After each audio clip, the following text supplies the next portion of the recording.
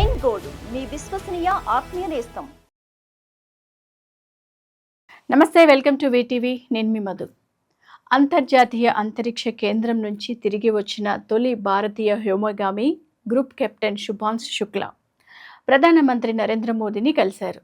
ఈ భేటీలో శుక్లా అంతరిక్షంలో తనతో పాటు తీసుకువెళ్లిన భారత త్రివర్ణ పతాకానికి ఫ్రేమ్ చేయించి ప్రధానికి బహుమతిగా అందజేశారు.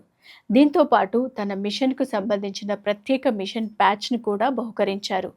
ప్రధాని మోదీ శుక్లాను ఆలింగనం చేసుకుని స్వాగతించారు. అంతరిక్షంలో భారతదేశాన్ని ప్రతిబింబించినందుకు శుక్లాను అభినందించారు. ఐఎస్ఎస్లో ఎదురైన అనుభవాలను, సవాళ్లను శుక్లా ప్రధానికి వివరించారు. అంతరిక్ష విజ్ఞానంలో తాజా పురోగమనాలను, భారత్ ప్రతిష్టాత్మకత, గగన్యాన్ మిషన్ భవిష్యత్తు గురించి ఇరువురు చర్చించారు. ఈ సందర్భంగా ప్రధాని మోదీ భారత అంతరిక్ష కార్యక్రమంపై కీలక వ్యాఖ్యలు చేశారు.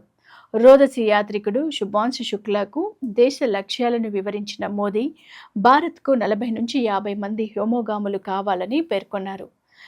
స్పేస్ స్టేషన్ నిర్మాణం గగన్యాన్ పెద్ద మిషన్లు అని, ఇందులో శుభాంశు శుక్లా అనుభవం కీలకమంటూ ఆయన ప్రధాని మోదీ పేర్కొన్నారు. శుక్లా తన ట్విట్టర్ ఖాతాలో ప్రధానితో భేటీ గురించి పంచుకున్నారు. ఇలాంటి మరిన్ని లేటెస్ట్ అప్డేట్స్ కోసం కీప్ వాచింగ్ ఆన్ వీటీవీ. వీటీవీని సబ్స్క్రైబ్ చేసుకోవడం మర్చిపోకండి. నమస్తే.